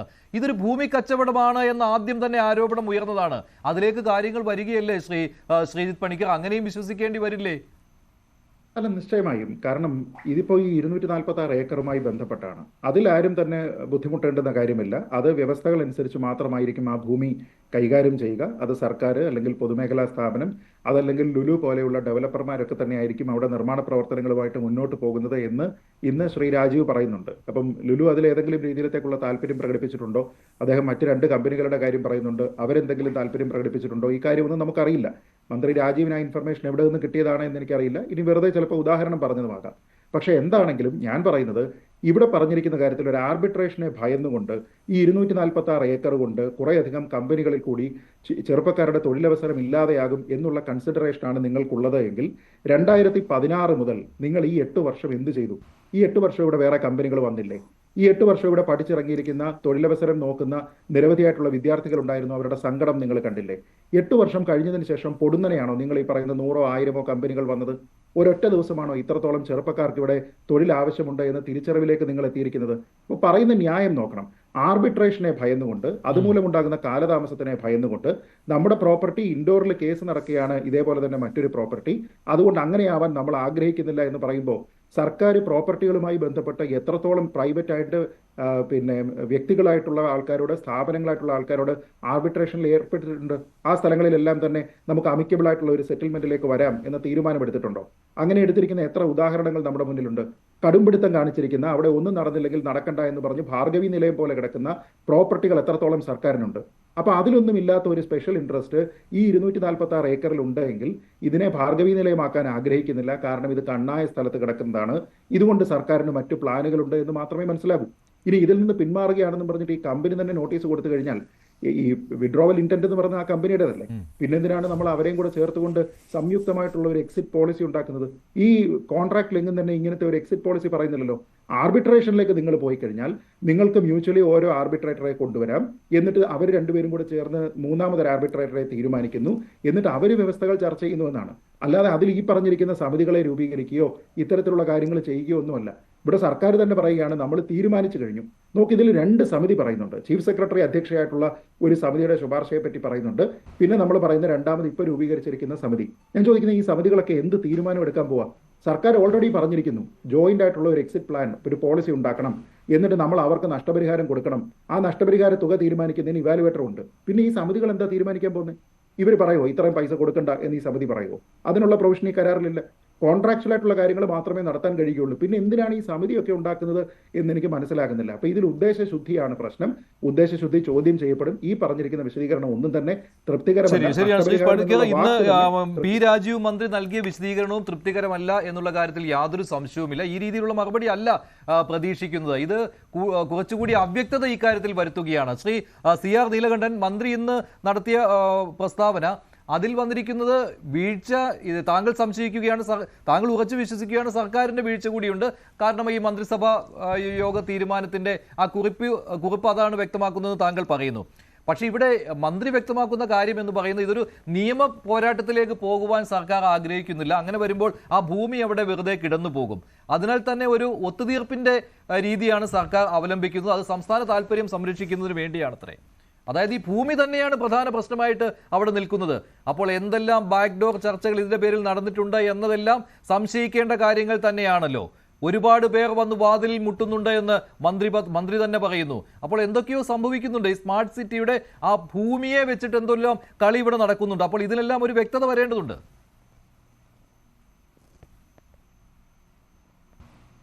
അല്ല, ഇതിലൊരു വ്യക്തത ഇനി വരില്ല.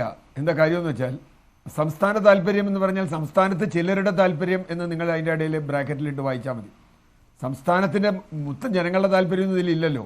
ജനങ്ങളുടെ താല്പര്യം ഉണ്ടായിരുന്നെങ്കിൽ കഴിഞ്ഞ 8 വർഷമായി ഒരു അവർക്കൊരു വിശദീകരണ കത്ത് കൊടുത്തോ? നമ്മളത് ചോദിച്ചത് RTI അനുസരിച്ച്. മഞ്ജുഷ, RTI ഇതിന് ബാധകമല്ല എന്ന് മറുപടിയാണ് ഇവിടുത്തെ പുരോഗമന ജനാധിപത്യ ഇടതുപക്ഷ സർക്കാർ ഞങ്ങൾക്ക് തന്ന മറുപടി. കാരണം എന്താ? ഇത് 84% സ്വകാര്യമാണ്, അതുകൊണ്ട് ഇതിൽ RTI ബാധകമല്ല. ഇനി അവരുടെ 84% ഇൻവെസ്റ്റ്മെൻറ്റിനെ കുറിച്ച് വല്ലാതെ വേവലാതിപ്പെടുന്നു നമ്മുടെ അക്സറും രാജീവും. പക്ഷേ എനിക്ക് ചിരി വരുന്നൊരു കാര്യം, എന്ത് വാങ്ങാത്തൊലി അവർ ഇൻവെസ്റ്റ് ചെയ്ത് ഈ 6.8 ലക്ഷം അല്ലാതെ അവരെന്ത് കെട്ടിടം അവിടെ ഉണ്ടാക്കിയത്? ഒന്നും ഉണ്ടാക്കിയില്ല അവർ. ആ സ്ഥലം ഉപയോഗിച്ചതിൻ്റെ വാടക നമ്മളിങ്ങനെ വാങ്ങിച്ചാൽ മതി, അല്ലാണ്ട് വേറെ അവരൊന്നും ചെയ്തിട്ടില്ല. ഈ തീർത്ത മൂലധനം എന്നൊരു കമ്പനിയുടെ പറയുമ്പോൾ ആ മൂലധനത്തിൽ എക്സ്പെൻഡ് ചെയ്ത് എത്രയാണ്? ബാക്കി പൈസ അവിടെ കാണുമല്ലോ. ബാക്കി പൈസ അവിടെ ഉണ്ടോ? ബാക്കി പൈസ അവിടെ ഉണ്ടെങ്കിൽ അത് അവരെടുത്തോട്ടെ, നമുക്ക് എന്താ വിരോധം? പക്ഷേ അവരുണ്ടാക്കിയ കെട്ടിടത്തിന്റെ പൈസ കൊടുക്കാൻ 2007 VS അച്യുതാനന്ദൻ സർക്കാരിന്റെ കാലത്ത് ഒപ്പുവെച്ച കരാറാണ്. ആ കരാറിൽ പല ന്യൂനതകളും ഉണ്ട് എന്ന് CAG കണ്ടെത്തിയതാണ്, പബ്ലിക് അക്കൗണ്ട്സ് കമ്മിറ്റി കണ്ടെത്തിയതാണ്. കാരണം അതിൽ വ്യക്തമായിട്ടും ഈ കമ്പനി വിഡ്രോ ചെയ്യുകയാണെങ്കിൽ, അവർ ഏകപക്ഷീയമായി പിന്മാറുകയാണെങ്കിൽ നഷ്ടപരിഹാരത്തെക്കുറിച്ചുള്ള വ്യവസ്ഥ അതിനകത്തില്ല. അതുപോലെ തന്നെ പിഴ അവർക്ക് ചുമത്തുമോ എന്നുള്ള കാര്യത്തിൽ വ്യവസ്ഥയില്ല. നിയമ നടപടികളെക്കുറിച്ചുള്ള വ്യവസ്ഥയില്ല. ഈ പറയുന്ന 3 ക്ലോസുകൾ സർക്കാർ പിന്മാറിയാലും 3 ക്ലോസുകൾ ടീകോം പിന്മാറിയാലും ഇത് മാത്രമേ അതിൽ ഉൾപ്പെട്ടിട്ടുള്ളൂ. കോമ്പൻസേഷൻ എന്നുള്ള വാക്കോ പെനാൽറ്റി എന്നുള്ള വാക്കോ അതിൽ ഇടം പിടിച്ചിട്ടില്ല. ശ്രീ CR നീലകണ്ഠൻ. അല്ല, അതിൽ കോമ്പൻസേഷൻ പെനാൽറ്റി എന്ന വാക്കില്ല എന്നുള്ള വിമർശനം ഞാൻ ഉന്നയിച്ചതാണ്. പക്ഷെ അതിനേക്കാൾ പ്രധാനമായൊരു കാര്യമുണ്ട്. കരാറിലുള്ള കാര്യം നമ്മുടെ മുമ്പിലുണ്ടല്ലോ. ഇപ്പോൾ അക്സറൊക്കെ കരാർ തോട്ടിലെറിയൂ, ഞങ്ങൾ വേറെ ചർച്ച ചെയ്ത് തീരുമാനിച്ചോളാം എന്നാ. ചീഫ് സെക്രട്ടറി തീരുമാനിക്കും, വേറെ കമ്മിറ്റി തീരുമാനിക്കും, കരാർ എവിടെയെങ്കിലും പോട്ടെ എന്നാ. കരാർ എവിടെയെങ്കിലും പോട്ടെ എന്ന് പറയുന്നത് ഒരു നിയമവ്യവസ്ഥയിൽ യോജിക്കുന്നതല്ല. ഇന്ത്യൻ നിയമം അനുസരിച്ച് ഇന്ത്യൻ കോടതികളിൽ വരേണ്ട ഒരു കരാറാണിത്. ഇതിൽ ആർബിട്രേഷൻ വന്നാലും കരാറ് തന്നെയാണ് അതിൽ പ്രൈമറി ആയിട്ട് നിൽക്കുക. ഏത് ആർബിട്രേഷനിലും കരാറിനപ്പുറത്ത് ആർബിട്രേഷൻ പോകാൻ പറ്റില്ല. എന്നാൽ പിന്നെ എന്താ അതിനർത്ഥമുള്ളത്? ഒത്തുതീർപ്പ് എന്ന് പറയുന്ന ആരുമായിട്ട് ഒത്തുതീർപ്പ്? നമ്മുടെ ഭൂമി ഇത്രയും വർഷം കയ്യിൽ വെച്ച് അദ്ദേഹം പറഞ്ഞ പ്രേതഭൂമിയാക്കി 8 വർഷം കണ്ടു നിന്ന രാജീവ് അടക്കമുള്ള നേരത്തെ ചോദ്യങ്ങൾ ശ്രീത് പണിക്കർ പറഞ്ഞ ചോദ്യങ്ങൾ നിരവധി ചോദിച്ചിട്ട് അന്ന് ഇടതുപക്ഷം പറഞ്ഞ കാര്യങ്ങൾ 8 വർഷം അതേപോലെ ഇടതുപക്ഷം തുടരുകയും ആ തുടർന്നതിന് അവിടെയാണ് ഞാൻ മഞ്ജുഷയെ പറഞ്ഞ് തെറ്റ് ചെയ്തത് സർക്കാർ തന്നെയാണ്. സർക്കാർ തെറ്റ് ചെയ്തതിന് നഷ്ടപരിഹാരം നമ്മൾ കൊടുക്കേണ്ടി വരിക. സർക്കാർ എന്ത് തെറ്റ് ചെയ്ത് 2017 ഏറ്റവും ചുരുങ്ങിയത് 2021 അവർക്ക് കത്ത് കൊടുത്തിട്ട് ചേട്ടാ അത് 10 വർഷം കഴിയുമ്പോൾ ഉണ്ടാവണമെന്നല്ല, 10 വർഷം പ്രോഗ്രസീവായിട്ട് ചെയ്യണമെന്ന് അതിൻ്റെ അനക്ഷറിൽ പറയുന്നുണ്ട്. പ്രോഗ്രസീവാണ്. ഒരു രാത്രി ഒരു ദിവസം 88 ലക്ഷം സ്ക്വയർ ഫീറ്റ് ഉണ്ടാക്കാനല്ല പറഞ്ഞത്, ഓരോ വർഷവും ഇത്ര ചെയ്യണം. അപ്പോൾ 2016 ഗവൺമെൻറ് വരുമ്പോൾ എത്ര ചെയ്തു? 17 ചെയ്തോ, 18 ചെയ്തോ, 19 ചെയ്തോ? ഓരോ വർഷവും നോക്കണ്ടേ? 3 മാസം മുമ്പ് അവരോട് പറയണം 6 മാസം കൊടുക്കണം. ഞാൻ നഷ്ടപരിഹാരത്തിൻ്റെ ക്ലോസ് അവിടെ ഉണ്ടോ ഇല്ലയോ എന്നൊക്കെ നിൽക്കട്ടെ. ഈ കരാറിലുള്ള ക്ലോസ് അനുസരിച്ച് പ്രവർത്തിക്കണ്ടേ? അതുപോലും ചെയ്യാത്ത ആളുകളാണ് നഷ്ടപരിഹാരം വെച്ചാൽ ചെയ്യാൻ പോണേ. ഇപ്പം നഷ്ടം വന്നത് ടീകോമിനാണെന്നും നമുക്ക് യാതൊരു നഷ്ടം ഉണ്ടായിട്ടില്ല, നമ്മളവർക്ക് നഷ്ടപരിഹാരം കൊടുക്കണമെന്നും ഒരു മന്ത്രിസഭാ യോഗം തീരുമാനം എടുത്തിട്ട് അക്സറെ പോലെയുള്ള ആളുകൾ ഇനി അത് ഇൻഡിപെൻഡൻറ്റ് ഇവാലുവേറ്റർ. എന്ത് ഇൻഡിപെൻഡൻറ്റ് ഇവാലുവേറ്റർ? ചീഫ് സെക്രട്ടറിയാണ് ഇൻഡിപെൻഡൻറ്റ് ഇവാലുവേറ്റർ. നേരത്തെ പറഞ്ഞു പരിചയമുള്ള ഒരാളെ വെക്കണം. പരിചയമുള്ളതാണെങ്കിൽ ഇവിടെ ഇഷ്ടംപോലെ ആളുണ്ടായിരുന്നു, വേറെ ആരെങ്കിലും കൊടുക്കായിരുന്നു. ഈ അതിലിരുന്ന ആളെ തന്നെ, സ്മാർട്ട് സിറ്റിയുടെ ഭാഗമായിരുന്ന ആളെ തന്നെ ഇപ്പുറത്ത് വെച്ച് കമ്മിറ്റി ചേർത്ത് വളരെ ഗംഭീരമാക്കി. അപ്പോൾ മഞ്ജുഷ, ഇതിൽ എനിക്ക് ഇനി ഒരു വിഷയം കൂടി ഉണ്ട് ഇതിൽ. ഭൂമി സംബന്ധിച്ച് 12% ഭൂമി സ്വയം ക്രയവിക്രയാവകാശത്തിന് ഇവർക്ക് വിട്ടുകൊടുത്തിട്ടുണ്ട്. ആ ഭൂമി ഇവരെന്താ ചെയ്തതെന്ന് നിങ്ങൾക്ക് എന്തെങ്കിലും അറിയോ? 12% ഭൂമി എന്ന് പറഞ്ഞാൽ 30 ഏക്കർ ഭൂമി സ്വന്തം ഇഷ്ടപ്രകാരം എന്തും ചെയ്യാനുള്ള അവകാശമുണ്ട് ഈ കമ്പനിക്ക്, കരാറനുസരിച്ച്. നമ്മളെന്നാ കരാറിൽ എതിർത്ത ഒരു പ്രധാന വ്യവസ്ഥ അതാ. അതിപ്പോൾ അവർ വിറ്റുപോയെങ്കിൽ ഈ ഗവൺമെൻറ് എന്ത് ചെയ്യും? അവർ ഈ 30 ഏക്കർ വേറെ ആർക്കെങ്കിലും കൈമാറ്റം ചെയ്തിട്ടുണ്ടെങ്കിൽ, അല്ലെങ്കിൽ വേറെ ആർക്കെങ്കിലും കൊടുക്കാൻ നേരിട്ടിട്ടുണ്ടെങ്കിൽ ഗവൺമെൻറ് എന്തെങ്കിലും ചെയ്യാൻ പറ്റുമോ? ഗവൺമെൻറ് ഒന്നും ചെയ്യാൻ പറ്റില്ല. ഈ കാശും കൊടുക്കും, 30 ഏക്കറും കൊടുക്കും, ഈ അവർ പറയുന്നതൊക്കെ കാല് കഴുകി തുടച്ചെടുക്കും. അപ്പോൾ യഥാർത്ഥത്തിൽ ഈ കോമ്പൻസേഷൻ പോകുന്നത് ടീകോം കമ്പനിക്കല്ല. അവർക്കറിയാം ഞങ്ങൾക്കൊരു അർഹതയിലാണ്. അവർ കുറച്ചുകൂടി സത്യസന്ധരായിരിക്കും. അവർ നിങ്ങളിത് മേടിച്ചാൽ നിങ്ങൾ തന്നെ പങ്കിട്ടെടുത്തോളൂ എന്ന് പറയും. ഭൂമി കിട്ടിയാൽ നിങ്ങൾ തന്നെ പങ്കിട്ടെടുത്തോളൂ, അവർക്ക് എന്തിനാണ് ഈ ഭൂമി? അപ്പോൾ 246 ഏക്കറിൽ ഇപ്പം ഞാൻ നേരത്തെ പറഞ്ഞ വിറ്റുപോയ ഭൂമി ഒഴിച്ച് 12% കഴിച്ചുണ്ടെങ്കിൽ ആ ഭൂമി കച്ചവടത്തിന് തയ്യാറായി പാർട്ടികൾ വന്നിട്ടുണ്ട്. അതിൻ്റെ നെഗോഷിയേഷനാണ് കഴിഞ്ഞ 8 വർഷം നടന്നത്. ആ നെഗോഷിയേഷനിൽ ആളുകൾ ഒത്തപ്പോൾ ഉടനെ ടീകോമിനോട് പറഞ്ഞു, ഒരു കത്ത് തന്നേക്കാം, നിങ്ങൾക്ക് പൈസ തന്നേക്കാം, നിങ്ങൾ പോക്കോ, ഞാൻ ഈ ഭൂമി ശരിയാണ്. അതാണ് സംശയിക്കേണ്ടത്. അതാണ് യഥാർത്ഥത്തിൽ സംഭവിച്ചിരിക്കുന്നത്. അഡ്വക്കേറ്റ് ബി എൻ ഖസ്രി, ഇതാണ് ശരിക്കും സംഭവിച്ചിരിക്കുന്നത്. അതുകൊണ്ടാണല്ലോ മന്ത്രി ആവർത്തിച്ച് പറയുന്നത് ആളുകൾ വന്നിട്ടുണ്ട് എന്ന്. അതൊരു കച്ചവടം അവിടെ നടക്കുകയാണ്. അപ്പോൾ ടീകോമിനോട് ഒരു കത്ത് വാങ്ങിക്കുന്നു, നിങ്ങൾക്കുള്ള പൈസ ഞങ്ങൾ തന്നേക്കാം, നിങ്ങൾ പൊയ്ക്കോളൂ എന്നാണ്. ആ ക്ലോസിൽ ടീകോമിന് ഏതാണോ ഗുണകരമായി വരുന്നത് അത് ഇങ്ങോട്ട് എടുത്തിരിക്കുകയാണ് സർക്കാർ. എന്നിട്ട് ഇനി ഒരു നിയമ നടപടിക്കും പോകരുത്, ആ ഭൂമി ഇങ്ങ് തിരിച്ചു തന്നേക്കൂ എന്ന് പറയുന്നു. ആ ഫ്രീ ഹോൾഡ് ഭൂമി 12%, അതിനെക്കുറിച്ചൊക്കെ വിശദീകരിക്കേണ്ടതാണ് ജനങ്ങൾക്ക്. ഇതൊക്കെ അറിയാവുന്ന ജനങ്ങളുണ്ട്. അന്ന് ഏറെ വിവാദമായ ഒരു സംഭവമാണ്. ഉമ്മൻചാണ്ടിക്കെതിരെ നിങ്ങളെടുത്ത് പ്രയോഗിച്ച ആയുധമാണ്. മുഴുവൻ ഭൂമിയും ഫ്രീ ഹോൾഡായിട്ട് കൊടുക്കാൻ പോവുകയാണ് എന്നൊക്കെ പറഞ്ഞ് വലിയ വിപ്ലവം ഇവിടെ ഉണ്ടാക്കിയതാണ്. അതിനുശേഷമാണല്ലോ ഐതിഹാസികമായ കരാർ എഴുതി ഉണ്ടാക്കിയത് 2007. അതിൻ്റെ ന്യൂനതകളൊക്കെ ഇപ്പോൾ ചർച്ച ചെയ്ത് വരികയാണ്. അതൊക്കെ അവിടെ നിൽക്കട്ടെ. പക്ഷേ ഇങ്ങനെ ചില ബാക്ക്ഡോർ സംഭവങ്ങൾ ഉണ്ടായി, ആളുകൾ വന്നു, അവർക്ക് വേണ്ടി ഇപ്പോൾ ഈ ഭൂമി തിരിച്ചെടുത്ത് നൽകാൻ പോവുകയാണ്. എന്തൊക്കെയാണ് നടക്കുന്നത് ഇവിടെ? മഞ്ജുഷ, ഓരോ വ്യക്തികളുടെയും ഭാവനാവിലാസത്തിനനുസരിച്ച് ഓരോ കഥകൾ മിനുകയും അത് ഊഹാപോഹങ്ങളും കെട്ടുകഥകളും ചേർത്ത് പുതിയ പൊടിപ്പും തൊങ്ങലും വെച്ചിട്ടുള്ള കഥകളായി പൊതുസമൂഹത്തിൽ പറയുകയും ചെയ്യാണ്. അതിനപ്പുറം മന്ത്രിസഭാ യോഗ തീരുമാനത്തിന്റെ വാർത്താക്കുറിപ്പ് അങ്ങൊന്ന് കേൾക്കൂ. സ്മാർട്ട് സിറ്റി കൊച്ചി പദ്ധതിയുമായി ബന്ധപ്പെട്ട പ്രശ്നങ്ങൾക്ക് പരിഹരിക്കുന്നതിന് ചീഫ് സെക്രട്ടറി അധ്യക്ഷയായ സമിതിയുടെ ശുപാർശകൾ അംഗീകരിച്ചു.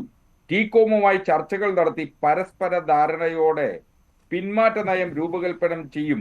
ടീകോമിന് നൽകേണ്ട നഷ്ടപരിഹാര തുക കണക്കാക്കുന്നതിന് ഇൻഡിപെൻഡന്റ് ഇവാലുവേറ്റർ നിയോഗിക്കും.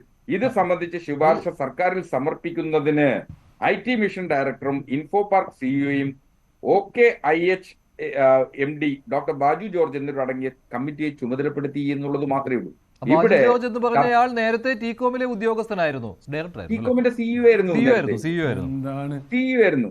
ബാജു ജോർജ് സിഇഒ ആയിരുന്നു. ഇതിന്റെ ചർച്ചകളുടെ തുടക്കത്തിൽ അദ്ദേഹം ഉണ്ടായിരുന്നു. ഇതിനെക്കുറിച്ച് മുഴുവൻ ആധികാരികമായി അറിയുന്ന ഒരാളും ടീകോമുമായി നല്ല ധാരണയിൽ നിൽക്കുന്ന ഒരാളും എന്ന അർത്ഥത്തിൽ അദ്ദേഹത്തെ കൂടി ഉൾപ്പെടുത്തുന്നു ചർച്ച ചെയ്യാൻ.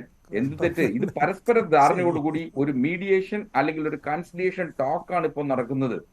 അതിൽ ഏത് കരാറ് വേണ്ടേ സാർ? കരാറ് വേണ്ടേ? എന്ത് കൺസിലിയേഷന് കളഞ്ഞതുപോലെ കരാറെടുത്ത് കളഞ്ഞു. കരാറിൽ തന്നെ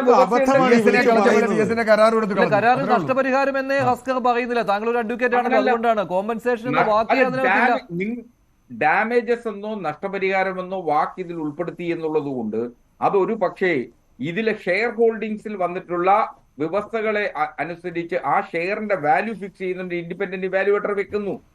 അത് സംബന്ധിച്ച് ഇരു കൂട്ടരും തമ്മിൽ കരാർ എന്ന് രണ്ടു കൂട്ടരും പിന്മാറുന്ന തരത്തിലേക്ക് കരാർ മാറ്റിയെടുക്കുന്നതിന് ആവശ്യമായിട്ടുള്ള നടപടിയാണ്.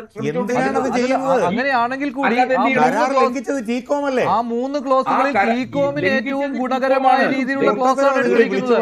ഹസ്കർ, ആ 3 ക്ലോസുകളിൽ ടീകോമിന് ഏറ്റവും ഗുണകരമായ ക്ലോസാണ് എടുത്തിരിക്കുന്നത്. അതിനൊരു നഷ്ടപരിഹാരത്തിന്റെ ഒരു രൂപം കൂടിയുണ്ട്. കാരണം അവരുടെ ഓഹരി സർക്കാർ വിലയ്ക്ക് വാങ്ങുകയാണല്ലോ ചെയ്യുന്നത്. അതെ, ആ വ്യവസ്ഥ കരാറിലെ ആ 3 വ്യവസ്ഥയിൽ ഏതെങ്കിലും ഒന്നോ അതിലധികമോ സർക്കാരിന് തീരുമാനിച്ചാൽ മതി. അവിടെ ടീകോമിന് പങ്കാളിത്തമേ ഇല്ല. കാരണം കരാർ ലംഘിക്കുന്നത് ടീകോമാണ്. സർക്കാർ തീരുമാനിക്കും. അതായത് സർക്കാരിന് ഏറ്റവും ഗുണകരമായ വ്യവസ്ഥ ഏതാണോ അത് സ്വീകരിക്കാൻ സർക്കാരിന് അധികാരമുണ്ട്. കരാർ നഗ്നമായി ലംഘിച്ചവരുമായി മീഡിയേഷൻ നടത്താൻ തീരുമാനിക്കുന്നു. ആ മീഡിയേഷൻ നടത്താൻ തീരുമാനിക്കുമ്പോൾ കരാർ നഗ്നമായി ലംഘിച്ച കമ്പനിയുടെ പ്രതിനിധിയെ അതിൽ പെടുത്തുന്നു. എന്നിട്ട് ഇതിനെയൊക്കെ ഉളുപ്പില്ലാതെ വന്ന് അതെ അല്ല ആയിക്കോട്ടെ, അയാളാണല്ലോ ഇത് മുഴുവൻ നടത്തിക്കൊണ്ടിരുന്നത്. ബാജു ജോർജ് കമ്പനിയുടെ ആളല്ല, ടീകോമിന്റെ ആളല്ല, കമ്പനിയുടെ ആളായിരുന്നല്ലോ, കമ്പനിയുടെ ആളായിരുന്നല്ലോ. പക്ഷേ ഇപ്പോൾ സംസ്ഥാന സർക്കാരിന്റെ ഭാഗമായിട്ട് കൊണ്ടുവന്നിരിക്കുകയാണ്. അന്ന് ഇതിനകത്ത് ഇടപെടുന്ന സമയത്ത് ഉമ്മൻചാണ്ടിയുടെ ആളായിരുന്നു. ഇപ്പൊ പിണറായി വിജയന്റെ ആളായിട്ട് ഇവിടെ വന്ന് ജോലി ചെയ്യുകയാണ്. അയാൾക്ക് ഇതിനകത്ത് അനുഭവ പാരമ്പര്യമുണ്ട് എന്നൊക്കെ പറഞ്ഞിട്ടാണ് അയാളെ ഇരുത്തിയിരിക്കുന്നത്.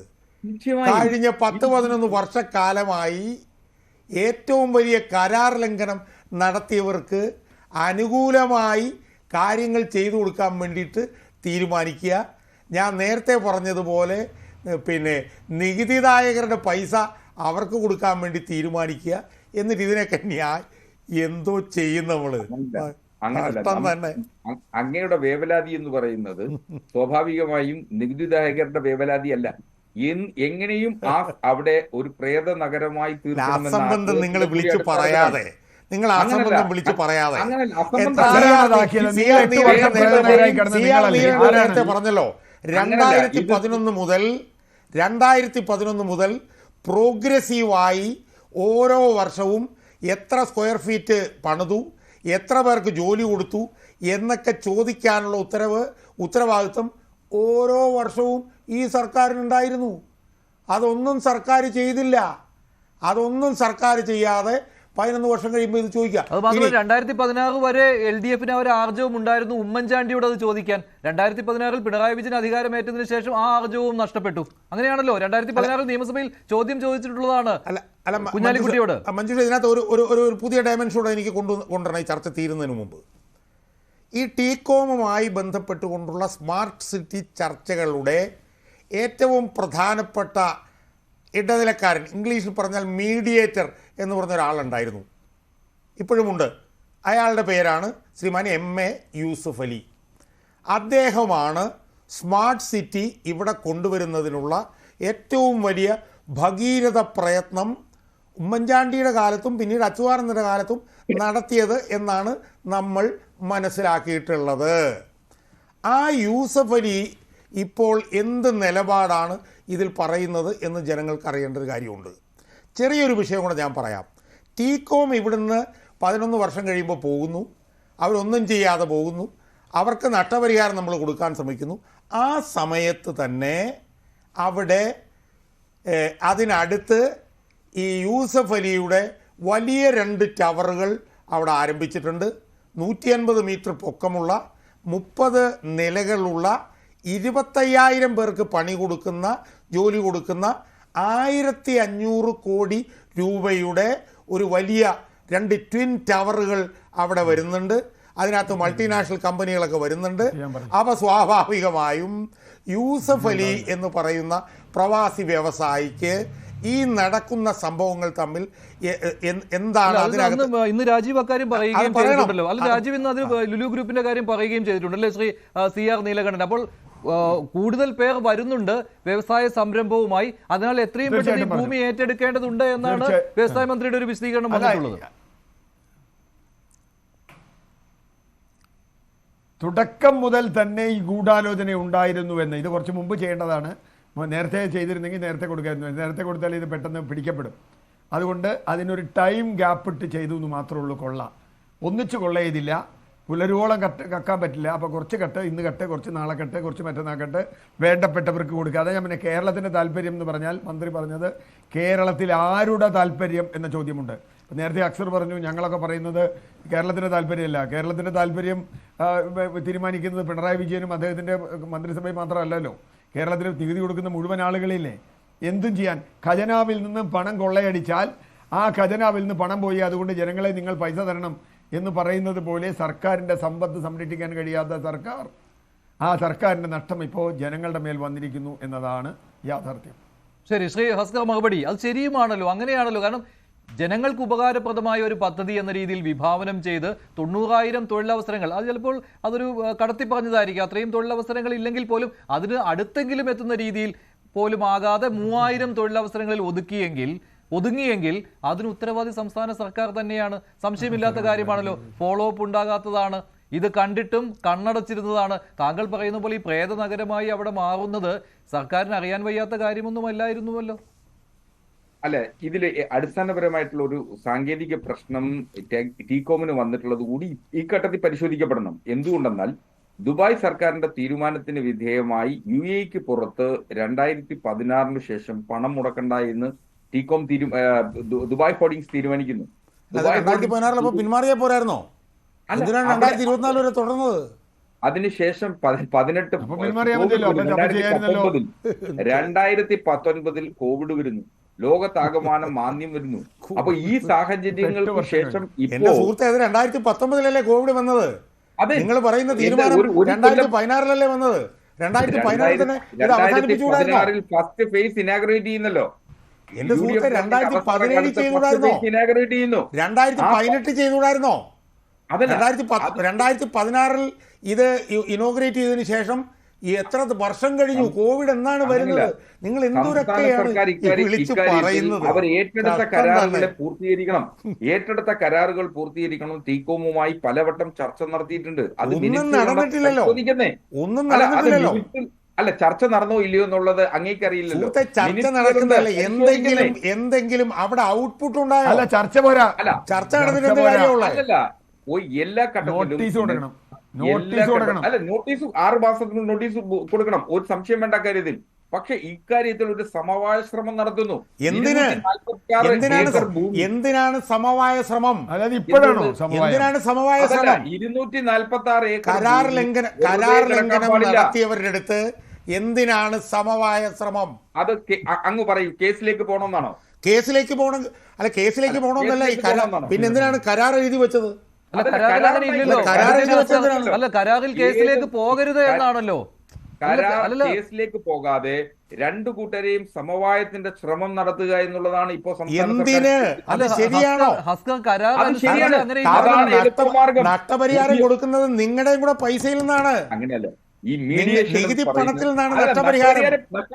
ഇവിടെ നഷ്ടപരിഹാരം കൊടുക്കുകയല്ല ചെയ്യുന്നത്. അവരുടെ ഷെയർ ഹോൾഡിംഗ്സിനെ സംബന്ധിച്ച് 84% അവരുടെ ഷെയർ ആ 84% കാര്യം ശ്രീജിത്ത് പണിക്കർ ഇവിടെ പറഞ്ഞു.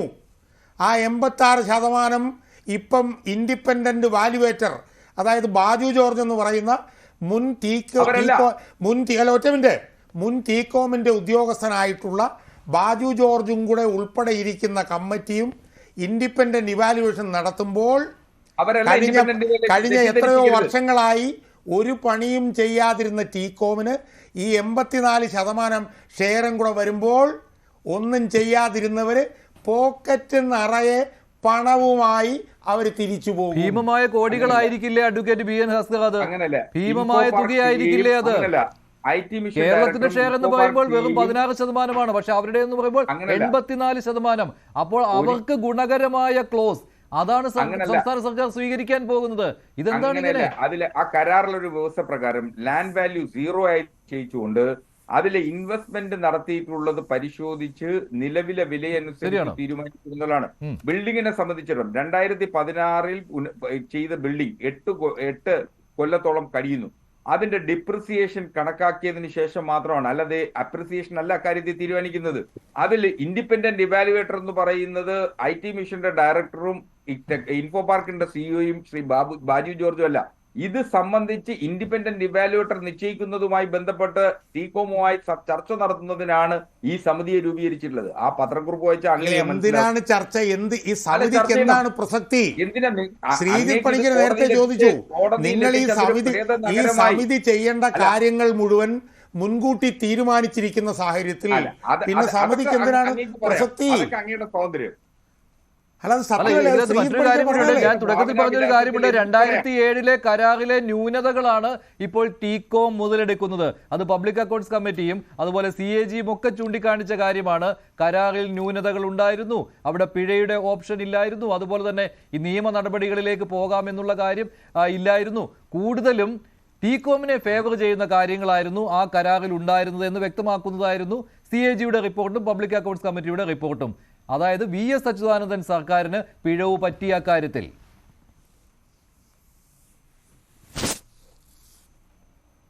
ഭാസ്കർ, അങ്ങനല്ല മഞ്ജുഷ്, ക്ലോസ് 7 ഇൻകോർപ്പറേറ്റ് ചെയ്യുന്നത് തന്നെ സംസ്ഥാന സർക്കാരിന് വേണ്ടി ക്ലോസ് 7 ഇൻകോർപ്പറേറ്റ് ചെയ്യുന്നത് തന്നെ VS സർക്കാരിന്റെ കടുത്ത നിർബന്ധത്തിന് തുടങ്ങിയാണ്. UDF സർക്കാരിന്റെ കാലഘട്ടത്തിൽ ആ കരാറിൽ ഒരു തരത്തിലും അത്തരത്തിൽ ഒരു വ്യവസ്ഥ ഉണ്ടായിരുന്നില്ല. അതായിരുന്നു ഇടതുപക്ഷ വക്കാലത്ത് ആ കരാർ നടപ്പിലാക്കുന്നില്ലല്ലോ. ഏറ്റവും പ്രധാനം. അല്ല, 7.2 നടപ്പിലാക്കുന്നില്ല. ഇപ്പൊ മീഡിയേഷന് പോകല്ലേ? 7.2 സമവായത്തിലൂടെ നടപ്പിലാക്കുക എന്നുള്ളതാണ്. എന്തിനാണ് സുഹൃത്തെ സമവായം? ഇതെന്താ നിങ്ങൾ, അതായത് 11 വർഷക്കാലം കരാർ ലംഘനം നടത്തിയ ഒരു സംവിധാനമായിട്ട് മീഡിയേഷൻ ഇതിന്റെ ആവശ്യം എന്താണ് ആവശ്യം? ഞാൻ ചോദിക്കട്ടെ, ആവശ്യം എന്ന് പറഞ്ഞാൽ അല്ലെങ്കിൽ അവർ ഭൂമി തിരിച്ചു തരില്ല. അതെ, മറുഭാഗത്ത് സംസ്ഥാന സർക്കാരാണ് കരാർ ലംഘനം നടത്തിയിരുന്നതെങ്കിൽ ടീകോ മീഡിയേഷൻ വരുമായിരുന്നോ? അല്ല, അതല്ല. ഇത്തരത്തിലൊരു സാഹചര്യത്തിൽ ഇരുകൂട്ടരെയും ഒരു പക്ഷത്തിരുത്തി വർത്തമാനം പറയുക എന്നുള്ളത് ആണ് ഏറ്റവും അഭിമുഖാമ്യം എന്ന് അത് ഏറ്റവും തെറ്റായിട്ടുള്ള സമീപനം. അത് ഒത്തുതീർപ്പിനും ഭൂമി കച്ചവടത്തിനും വേണ്ടിയിട്ടുള്ള പണിയാണ്. 11 വർഷക്കാലം അതെ, കള്ളനെയും പോലീസിനെയും കൂടി ഇരുത്തി സമവായം. സത്യമാണത്. ശരി, ഞാൻ അവസാനിപ്പിക്കുകയാണ്. ഇക്കാര്യങ്ങളിൽ സർക്കാരിൽ നിന്ന് കൂടുതൽ വ്യക്തത വേണം എന്ന കാര്യത്തിൽ സംശയമില്ല. അത് പ്രതീക്ഷിക്കുകയാണ്. അത് ഉണ്ടാകേണ്ടതാണ്. അത് ഉണ്ടായേ പറ്റുകയുള്ളൂ. നന്ദി. ചർച്ചയിൽ പങ്കെടുത്ത എല്ലാവർക്കും ഇന്നത്തെ ചോദ്യം ഇതായിരുന്നു. കൊച്ചി സ്മാർട്ട് സിറ്റി പദ്ധതി സർക്കാരും ദുബായ് കമ്പനിയുമായുള്ള ഒത്തുകളിയാണോ? അതേ എന്ന് 89% പ്രേക്ഷകരും, അല്ല എന്ന് 8% മാത്രം. വേണ്ടി അവസാനിക്കുന്നു. നന്ദി, നമസ്കാരം.